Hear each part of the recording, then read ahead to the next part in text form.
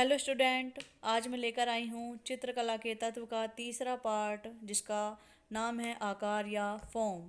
तो आइए शुरू करते हैं। आकार परिभाषा।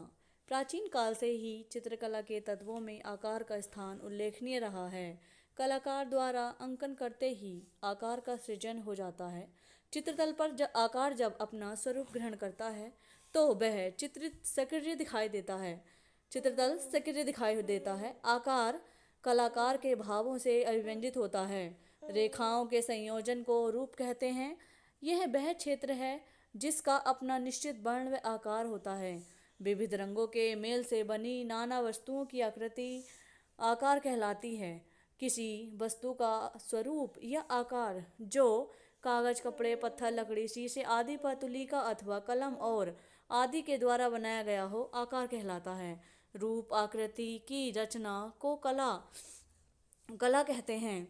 रेखाओं, वर्णों, छाया प्रकाश अथवा धरातलीय बयान का निश्चित सीमाओं में चित्रतल पर अंकन या अलंकरण ही आकृति अथवा रूप आकार कहलाता है। साधारणतः किसी भी आकृति को आकार कहते हैं। कलाकार द्वारा सृजित की गई आकृति के रूप को आकार कहते हैं। कलाकार की कल्पना में आकार की स्थिति अस्थिर रहती है।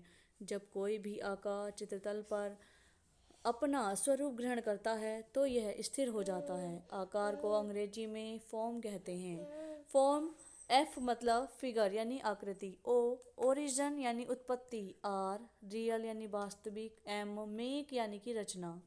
तो सुंदरतम ललिता में उत्पत्ति के साथ वास्तविक रचना ही आकार यानी फॉर्म का स्वरूप ग्रहण करती है। आकार सृष्टि द्वारा रचित हो या कलाकार द्वारा, उसमें सौंदर्यता का गुण विद्यमान रहता है। कोई भी आकृति स्वरूप ग्रहण करते ही सुंदर हो जाती है। कलाकार के अनुभव का रचनात्मक मौलिक रूप कलाकृति में निहित रहता है। कलाकृति के आकारों में धार्मिक एवं दार्शनिक भावों का समावेश रहता है। उन भावों की श्रृंखला में सृजन की क्रमबद्धता सदैव स्वरूप ग्रहण करती है। यही भाव कलाकृति को मौलिकता प्रदान करते हैं। आकार में एक विशेषता यह है कि वह स्वयं का परिचय देती है। आकार सांकेतिक अर्थगम्यता को अभिव्यंजित करते हैं। कला में किसी भी आकृति को, चाहे वह मानवाकृति हो या पार्श्विक या किसी वस्तु की आकृति हो, समस्त आकृतियों को आकार कहते हैं। चित्रतल में आकार का वर्गीकरण इस प्रकार किया जाता है। नंबर 1 सम आकार यानी इक्वल फॉर्म्स। नंबर 2 असम आकार यानी कि अनइक्वल फॉर्म्स। सम आकार चित्रण प्रक्रिया में सम आकारों में एक रसता कम होती है। वर्ग, आयत, वृत्त आदि के आकार समरूपता लिए हुए होते हैं। इस तरह के आकारों को सम आकार कहते हैं। असम आकार चित्रण प्रक्रिया में असम आकार रुचिकर एवं उनमें एकमत का भाव होता है। इन आकारों में असमानता होती है। जिस प्रकार नियत, कोणीय, चतुर्भुज इत्यादि होते हैं। जब कोई रचनाकार अपनी रचना का स्वरूप प्रदान करता है तो वह अपने उन विचारों को साकार करने में तत्पर रहता है जिनकी उसने अपने मन व मस्तिष्क में कल्पना की थी। उसकी यह कल्पित योजना में भावों की भी श्रृंखला उन्मुख रहती है। यह कलाकृति के आकार को लावण्यता बनाती है। कलाकृति में समाहित सौंदर्य के भाव उसमें निहित होते हैं। आकार में प्रभाव के प्रकार।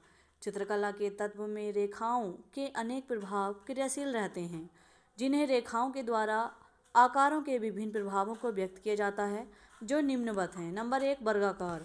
वर्गाकार की स्थिरता एवं दृढ़ता का प्रतीकात्मक प्रभाव चित्रकला में व्यक्त होता है।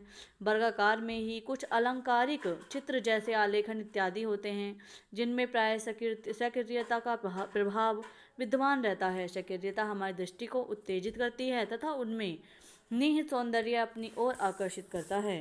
नंबर 2 आयताकार। आयताकार अपने एक तत्व तथा संगठन से दृष्टिगोचर होते हैं।